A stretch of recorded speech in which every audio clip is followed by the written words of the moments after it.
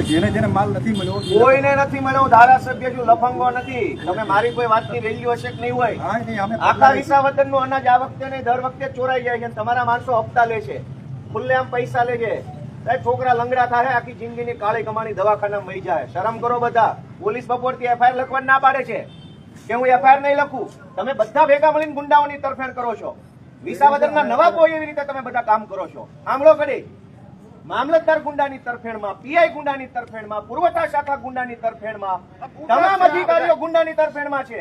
આ બધા પબ્લિકની તરફેણ તમને નથી દેખાતી? થઈ રહી તમારી કાયદેસરની કાર્યવાહી થઈ રહી. હવે કરી લીધું તમે ક્રાંતિ, તમારે કાંઈ થાય એમ નથી.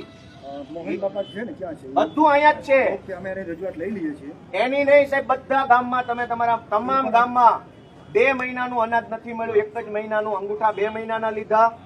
1 મહિનાનું એ અડધું જ આપ્યું. ધારો કે 1 મહિનાનું અનાજ 10 કિલો મળતું હોય તો 1 મહિનાનું 5 કિલો આપ્યું. 2 મહિનાનું તો નથી જ આપ્યું, પણ 1 મહિનાનું પૂરું નથી આપ્યું. તમે હજુ ફરિયાદી ગોતો છો, કોઈ નહીં મળે. ગરીબ માણસ છે, બધાને બીક લાગે, કોઈ તમારી સામે બોલશે નહીં. મેં પહેલી વાર કીધું.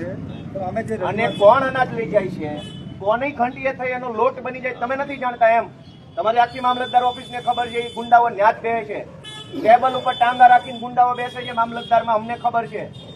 જે લોકો અનાજની ચોરી કરે છે એ તમારી પુરવઠા શાખામાં ટેબલ ઉપર ટાંગા રાખીને ગુંડાઓ બેસે છે. અને તમે તપાસનું નાટક કરવા નીકળ્યા છો. ભગવાનથી બીક રાખજો મારા સાહેબ. તમને પીએન બે ભગવાનની શરમ રાખજો. આખી જિંદગીની કાળી કમાણી છે ને, એક એક્સિડન્ટ ભગવાન કરશે તો કાળી કમાણી દવાખાના મળી જાય. વાપરો એવા નહીં રહો, શરમ કરો. ભગવાનથી દીવો, ધારાસભ્યથી નો બીતા. પીઆઈ ફરિયાદ લેવા તૈયાર નથી. ભગવાન એક દવાખાનું મોકલશે ને તો આખી જિંદગીની કાળી કમાણી છે ને વહી જાય હોસ્પિટલોમાં. ખબર નહીં રે ક્યાં પૈસા વહ્યા ગયા.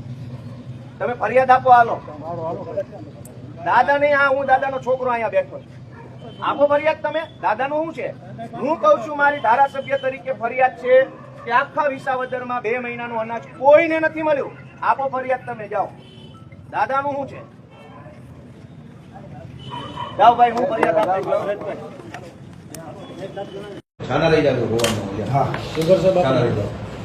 સાહેબ, આ માફિયાઓના ત્રાસની નોંધ લેજો તમે. તમે જુઓ, આ માફિયા વિસાવદરમાં અનાજ માફિયાનો સાહેબ તમને ખબર નહીં હોય. તમે આ જુઓ.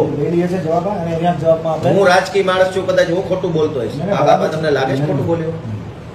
દાદાનો વહીવટ કેટલા? 2 દુકાનો ચાર્જમાં છે. તમે આ બાબતમાં એફઆઈઆર પણ એમાં લખાવીશ. પણ મારે કેવું છે, હોસ્પિટલ ગાયને 40 વર્ષ આખી દુકાન, કોઈ દિવસ ક્યાંક ફરિયાદ નહીં. હું સમજી ગયો સાહેબને પૂછો, હું પૂછી લઉં. સાહેબ રાજીનામું દેવા આવ્યો કે તને આરામ માણસ દુકાન તમારી વ્યવસ્થિત છે.